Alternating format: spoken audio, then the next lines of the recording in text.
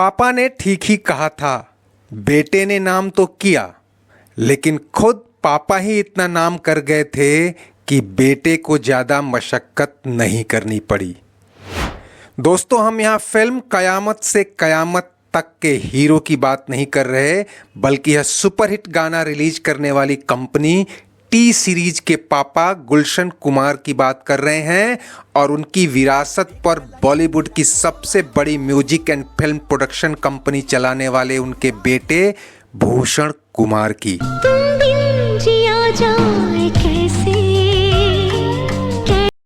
अगर आपसे कोई पूछे कि बॉलीवुड का सबसे अमीर शख्स कौन है, तो आपके जहन में अमिताभ बच्चन से लेकर शाहरुख, आमिर, सलमान तक या फिर रजनीकांत से लेकर प्रभास तक की तस्वीरें तैरने लगेंगी। या ये भी संभव है कि राजश्री प्रोडक्शन से लेकर यशराज फिल्म्स तक के बैनर दिखाई देने लगे। लेकिन दोस्तों, न बच्चन, न कपूर, न खान और न ही कोई पुराना फिल्मी खानदान, यही शख्स है बॉलीवुड का सबसे धनवान, जिसकी नेटवर्थ आज 10,000 करोड़ रुपए को पार कर गई है। हॉलीवुड की भाषा में कहें तो $1.2 बिलियन। कोई सुपरस्टार इसके आसपास नहीं है। यही नहीं, यह रकम शाहरुख खान, सलमान खान और आमिर खान की कुल नेटवर्थ से भी ज्यादा है। भूषण कुमार को आप भले न जानते हों, लेकिन उनके पापा को कैसे भुला सकते हैं, जिस शख्स ने दिल्ली में एक मामूली जूस की दुकान से उठकर कड़ी मेहनत और लगन से देश के कैसेट किंग का तमगा हासिल किया और बाद में करोड़ों भारतीयों को भक्ति के संगीतमय रस में डुबो दिया। हे भोले शंकर पधारो।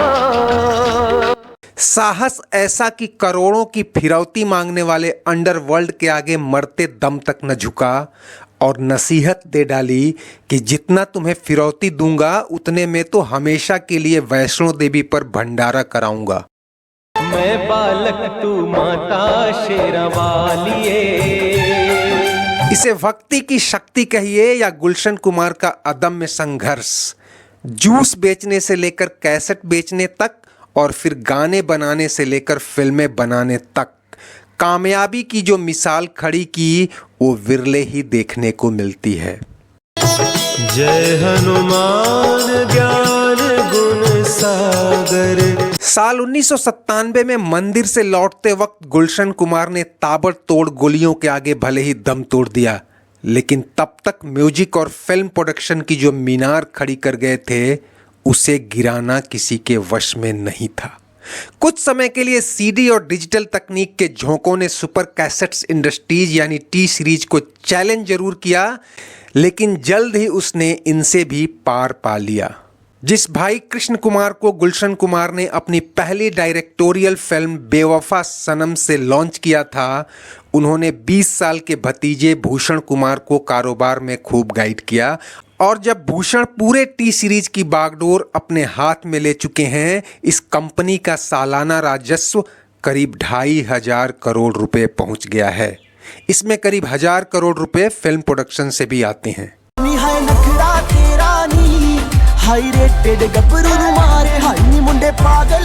गुलशन कुमार ने मरने के पहले तक कुल 17 फिल्में प्रोड्यूस की थीं, जिनमें से कई ब्लॉकबस्टर निकली और कुछ के गाने ही इतने हिट हुए कि गुलशन कुमार को भारत में सबसे ज्यादा इनकम टैक्स देने वाला अमीर शख्स बना दिया। मेरी जिंदगी है। जवानी की दहलीज तक जूस और कैसेट की दुकान पर बैठने वाले गुलशन ने 31 साल की उम्र यानी साल 1983 में सुपर कैसेट्स इंडस्ट्रीज यानी टी सीरीज की नींव डाली और 5 साल बाद कयामत से कयामत तक के सुपरहिट गानों के साथ कंपनी चमक गई। मेरे हम सफर एक जरा अगले ही साल गुलशन कुमार ने एक वीडियो फिल्म लॉन्च की, लाल दुपट्टा मलमल का। लाल दुपट्टा मलमल का हर गाना गली गली में गूंजने लगा। क्या करते थे साजना, तुम हमसे दूर यहीं से गुलशन कुमार को एक कोहिनूर हाथ लगा, नाम था अनुराधा पौडवाल, जिसे वो बॉलीवुड की दूसरी लता मंगेशकर बनाने की ताल ठोक चुके थे।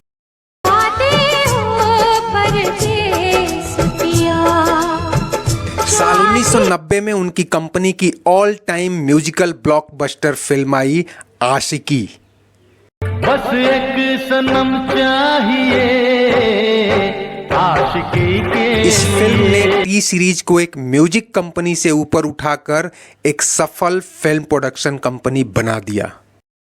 जिगर के सामने जिगर के पास। उसके बाद से गुलशन कुमार ने पीछे मुड़कर नहीं देखा। बाहर आने तक, तेरी चोटी है परांदा तेरा आई मिलन की रात, जीना तेरी गली में,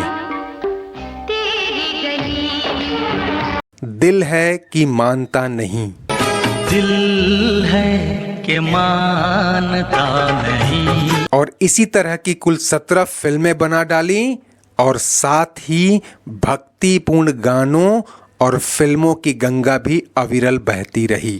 कर लो चारों धाम मिलेंगे कृष्ण मिलेंगे राम। उनकी आखिरी फिल्म 1997 में आई चार धाम।